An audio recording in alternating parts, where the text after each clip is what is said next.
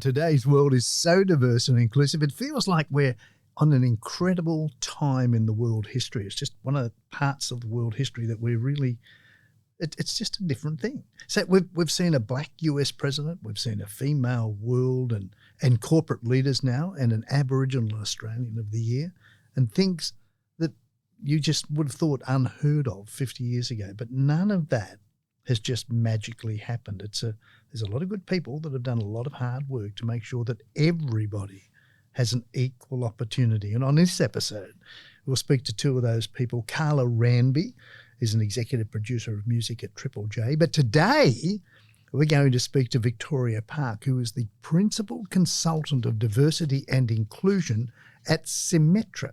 It's a company that helps organisations across the globe unleash their full human capital through end-to-end diversity and inclusion solutions that change the way that business is done. And Victoria's journey reflects the benefits of diversity and inclusion policies around the world.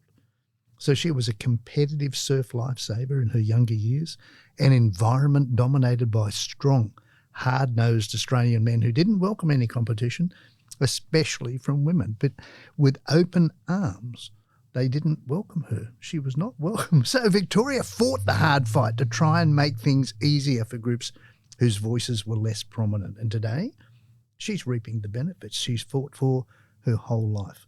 Victoria's broken through that glass ceiling. Gee, I hope you recycled it.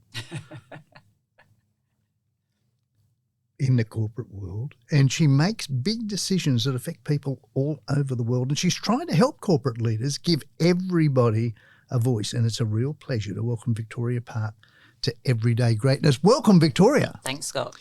It is an amazing career path that you've done, but if you would, for me and for the listeners, could you tell me what diversity and inclusion is and why there's such a big push for it now? Sure, thanks. So I guess when I think, first of all, about diversity, there's probably a couple of different sides to that. The first is inherent. So who we are, our gender, are we male, are we female, our sexual orientation, the characteristics that we generally can't change about ourselves. But then there's also the acquired diversity. So that's really the life experiences that we have, the types of jobs that we've done, the types of places in the world that we've been, the things that we acquire through our life that make us who we are. Inclusion is an interesting one. There's a famous quote by someone who does a lot of work in the space called Verna Myers, and she talks about diversity being asked to the party, inclusion being asked to dance. So inclusion is really about the experience we have at that party. And I think that's probably the way I would describe those words and the acronym D&I. Why has there been such a push? I mean, you've touched already on the social movements, and I think social disruption is probably at the heart of why there is such a strong push.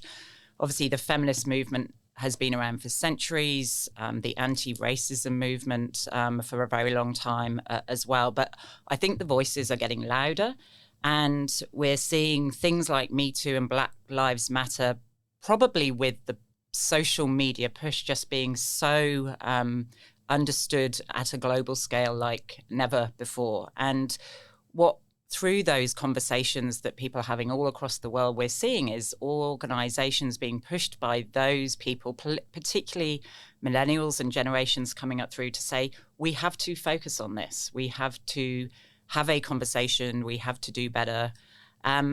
There are other reasons as well. I mean, the war for talent is something that organizations have been talking about now for 30 years plus. So if we are able to actually diversify our workforce, if we can bring people into the organizations that we haven't before, we're going to have access to a much larger pool of people.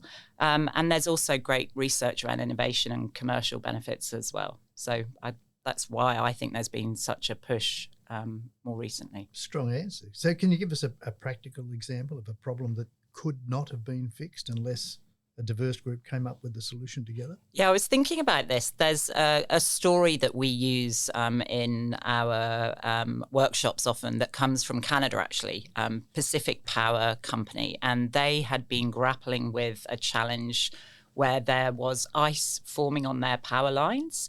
And they had people who had to go up, climb up these really tall poles and physically shake the ice off. Really dangerous work.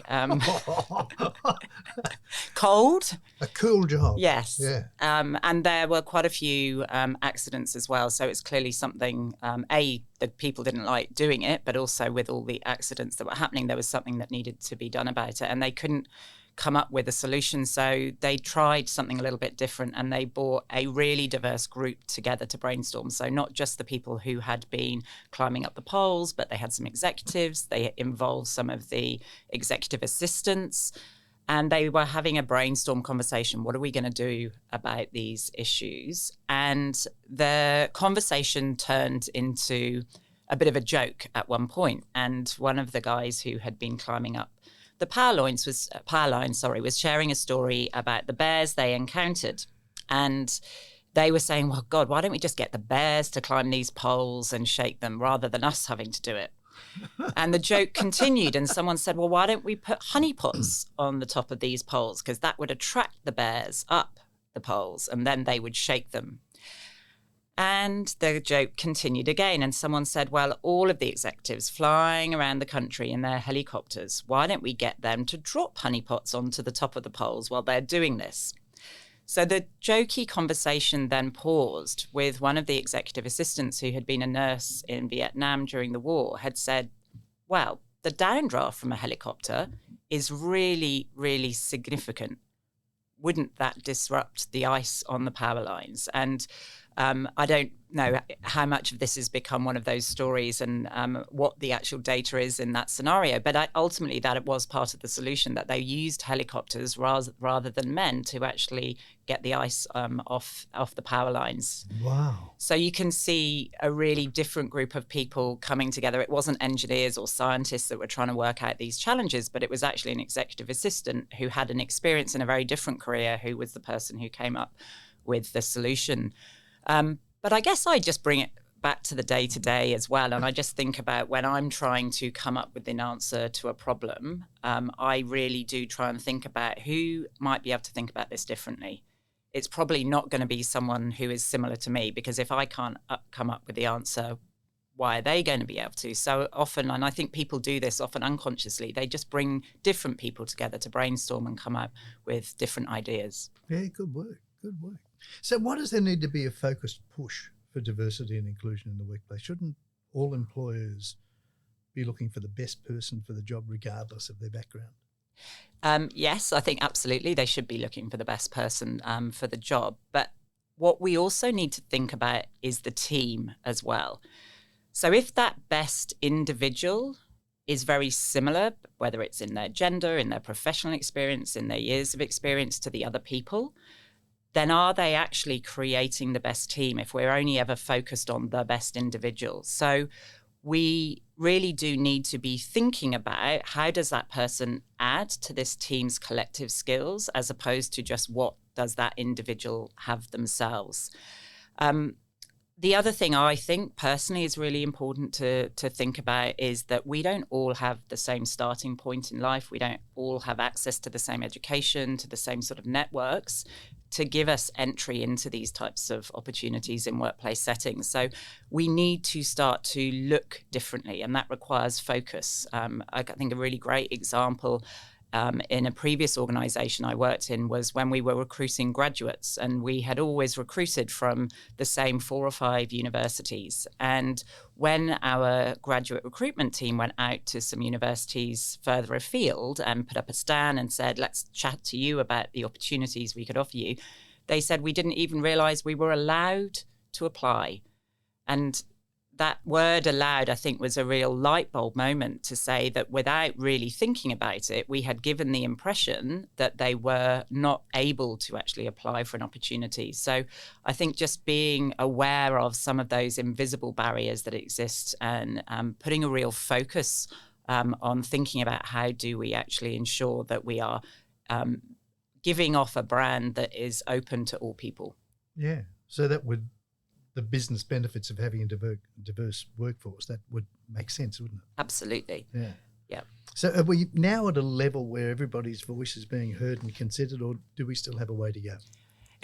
Yeah, I think hopefully anyway, we'd all acknowledge we still definitely have a way to go. The World Economic Forum data shows that there are still 131 years globally to close the gender gap on a number of different dimensions. That's well beyond our lifetimes, unfortunately. Here in Australia, we're still grappling with how to close the gap with our First Nations people. I think in the corporate world, we're still only focusing on some aspects of diversity more recently. So, for example, disability, it's really only now building momentum and focus in organizations. And I think there are some voices are still only just getting heard. So there are calls now for menstrual and menopausal leave to be brought into the Fair Work Act. There are experiences that people have that really are still yet to be shared. So I think it definitely means we've still got a way to go. I imagine there are people listening to this going, oh my goodness, what next? I would love for people to start actually saying, what else? So what is next? Yeah. How do we bring out those things that are impacting on our ability as individuals to really thrive in our workplace and community settings so that we can actually all understand those and all grow from those together? You're fabulous.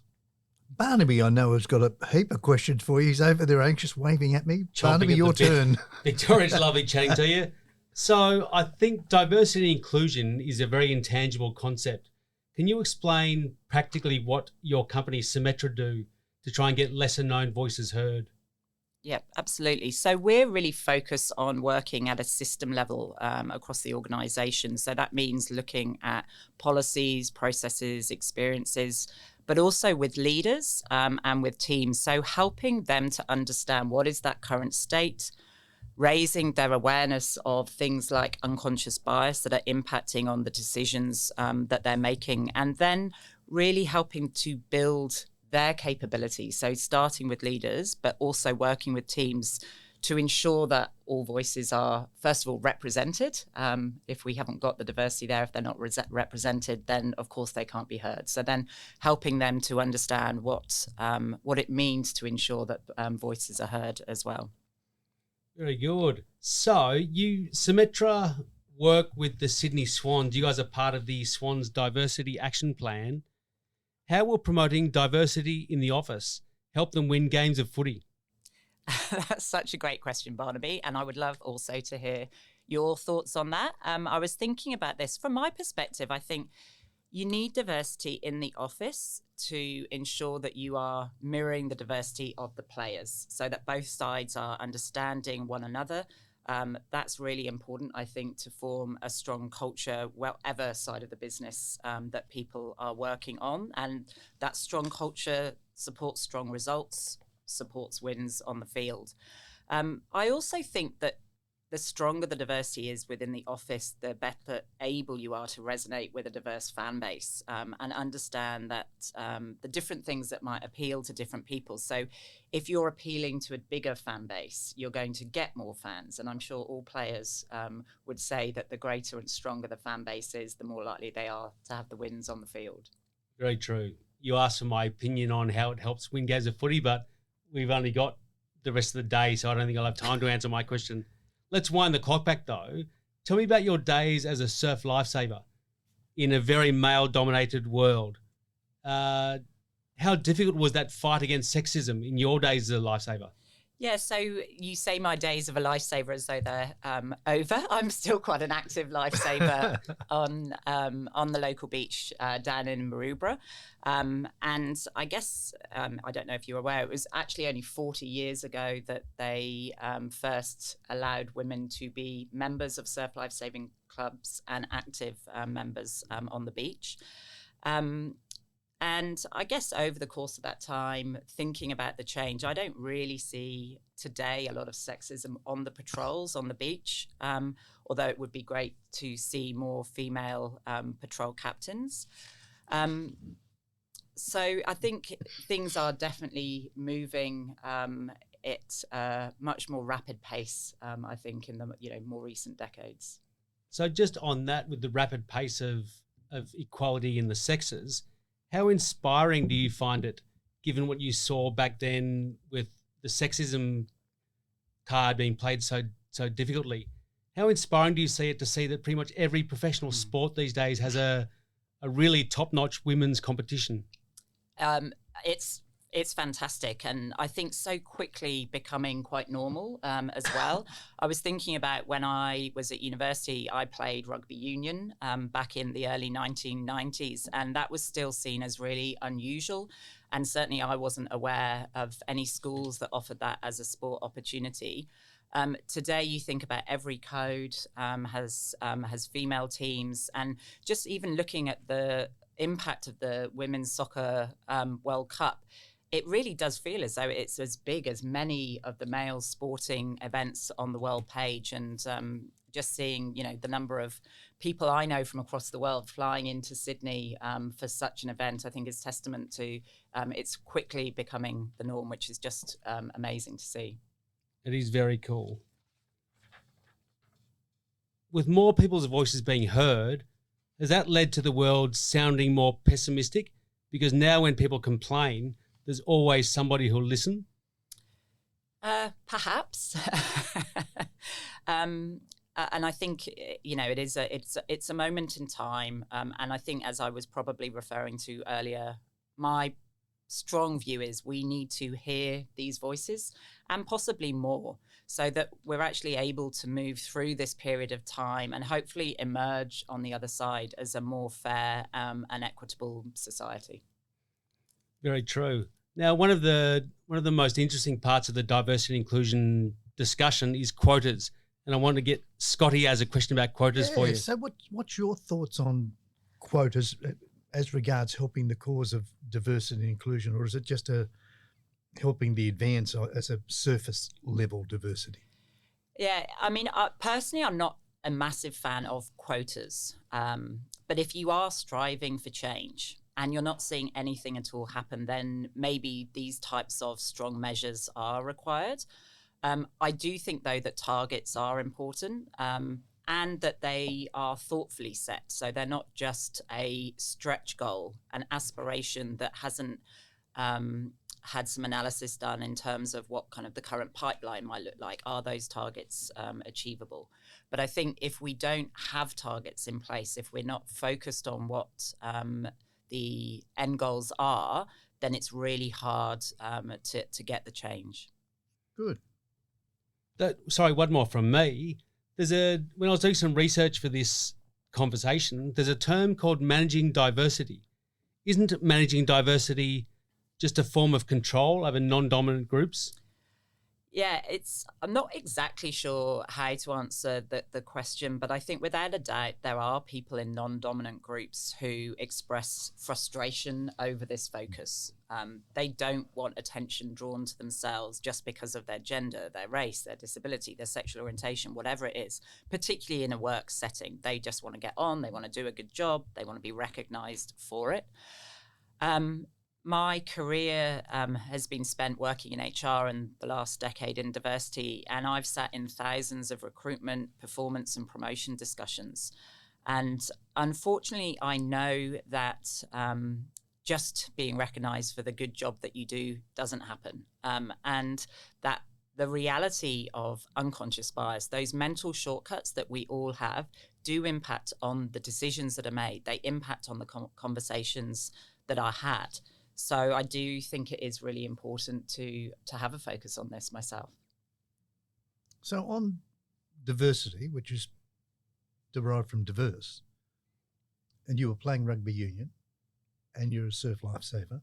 So what other sports are you keen on? What are the sports am I keen on? Yeah. Let's talk about you. Well, I played netball at school, and I restarted that career about 3 years ago in my late 40s. So a lot of injuries across the team, thankfully not mine, meant we've got a pause on that at the moment. But it is interesting playing what has been traditionally a female-dominated sport. And I think that next phase of focus around sport is how do we build the profile of those sports that might be traditionally more female and seeing kind of a higher profile around men playing those sports. My kids are obsessed with rugby league. So that's something that's always on in our house. And certainly AFL, like one of my sons was in the Swans Academy for a number of years. And for him, sadly, he isn't anymore. But I think just the experience of being able to operate with an organisation that's focused on that level of discipline and training and team and mateship has been incredible to watch the positive impact it's had on him. So does diversity mean that we should have mixed teams? I think in some sports, I won't profess to be a sporting expert, but I think certainly when I first arrived in Australia, I played mixed netball for a couple of years. And I think that in some sports, possibly, yes. Obviously, there's a lot to sort of work through in terms of the physical differences in a generalised sense between genders. And we're obviously seeing that conversation play out, particularly in rugby league at the moment, even with one gender. So I imagine there are lots of things that would need to be thought through if that was to come about. Back to you, Barnaby. Thanks, Scotty. So diversity and inclusion, as I said, seems to be such a modern concept, but it's not rocket science. It should be how every business rolls.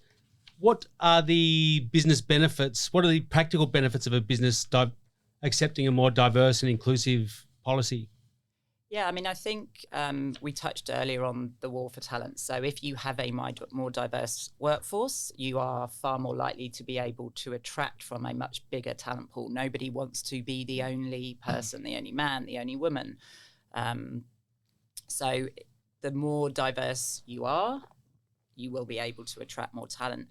There are more and more research pieces coming out. McKinsey do some great research on some of the commercial benefits where they've shown a correlation between having greater number of women in leadership teams and that showing outperformance financially. And they've done that same research on race. There's also great scientific research that shows that diverse teams outperform a team of homogenous high performers. So there's an increasing body of research and people looking into what this means. But I think even just at a human level, the conversations I'm in each and every day is where the more diverse these teams are, the better experiences that people have. That doesn't always mean it's as easy to work together. I have to admit that. So it is easier to and quicker to work with people who are similar to us. But actually the experience over the long term is better the more diversity there is. It's a very good sporting analogy to go with that. A star team beats a team of stars any day of the week. Victoria Park, thank you so much for joining us and chatting. It's been a very enlightening conversation. Thank you to the ARA Group for being our major sponsor for the 6th year in a row. And thank you for listening. We hope we've helped make you feel proud of just being an everyday Joe bag of donuts.